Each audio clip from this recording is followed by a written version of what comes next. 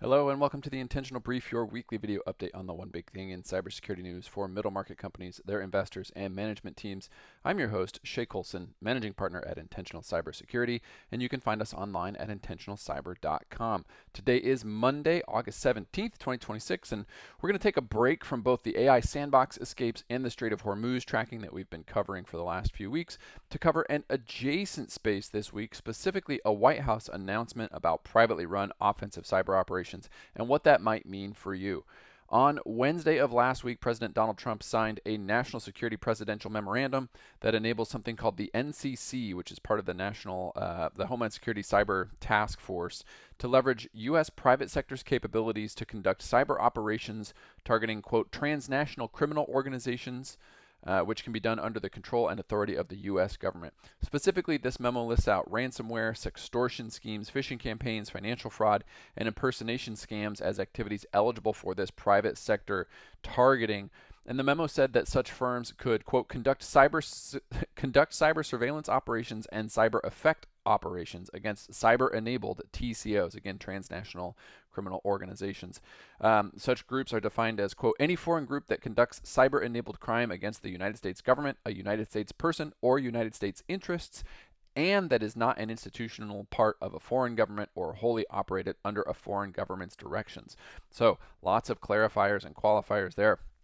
But reporting indicates that the memo appears to permit companies participating in this program to use spyware or launch offensive attacks intended to destroy TCO data or systems.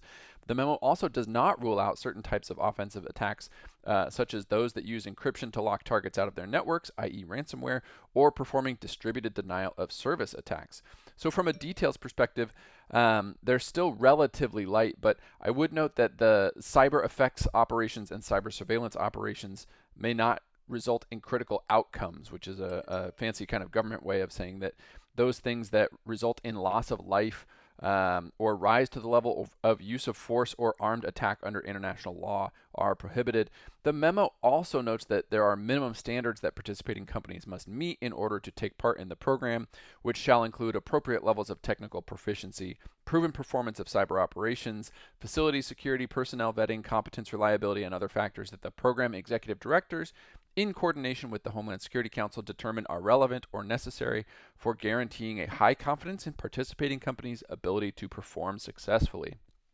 I would also note that they've declared a $1 million escrow required to participate in this program, which will be forfeited should the participating company enter non-compliance with its contractual agreement described in the memo. But beyond that, I think we're really left to fill in the blanks by ourselves. Lots of formal language, but very little detail. I will say traditionally this notion of hacking back by private actors has been eschewed primarily because of the difficulty around attribution, which is a concern that obviously remains ever present today. In fact, I think you could argue that in a world of AI-driven content and capabilities, that attribution is even more difficult, right? You can imagine using or directing your AI agent to use TTPs, threats, tactics, and procedures that might resemble that of a particular threat actor, like a ransomware group or a Chinese-backed actor or a Russian kind of nation-state, quasi-nation-state group. The other piece that has traditionally constrained these efforts is the lack of true offensive cyber talent in the private sector. These skills were typically limited towards military and government, intelligence operations, and then the people who had those skills, when they leave, they would convert those into either testing or defensive skills in the private sector because there was no market for offensive skills.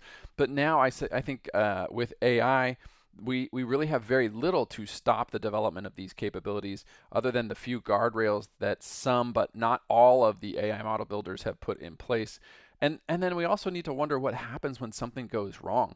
Clearly, nobody knows the future and nobody can really say, but you can imagine that beyond that kind of $1 million escrow penalty, there might be actual business ramifications for firms that engage in these sort of operations, especially if they go sideways. That might have especially large implications for publicly traded companies who are considering this avenue from a risk perspective. There's also this reality that it may make these private actors more of a target by nation-state affiliated groups or nation-states themselves as they're now on the battlefield, so to speak. And I think from a legal perspective, we're already seeing the challenges around autonomous agent hacks that we've covered in the past couple of weeks, with the headlines reading that the answer to this question is complicated. It is about to get much more complicated, both in the US and with this larger regulatory landscape. We also saw last week newly drafted cyber resilience standards out of the European Union, and a set of strong recommendations from a group of concerned professionals in the US around AI regulatory action. So as always, I do think that the prudent path here is for us to focus on those things that we can control. I would not at this point recommend spinning up an offensive capability to enter this newly defined market, but that doesn't mean that nobody will. I think there are plenty of people who will make a run at it. Public-private collaboration in this space is one thing. It has worked well for some cybercrime efforts before with large players like Microsoft and others. But the idea that we can move fast enough in an operational capacity through this sort of government structure and bureaucracy, I think is hard to imagine that it's actually fast enough to target the threats that are coming in from these threat actors or these transnational criminal organizations. They are going to be able to move much faster and with much fewer restrictions than the constructs of these programs, and I think that's going to hamper any kind of hope of operational success here. But again, watch this space amongst the many others that we have our eyes on. From a fundraising perspective, a much more reasonable number this week, with just over $7 billion in newly committed capital, led by Excel, who raised $3.5 billion across several new funds, including a global expansion fund, $1.35 billion, a U.S. fund at $800 million, a combined European-Israel fund at $800 million, and $550 million for an India-focused fund.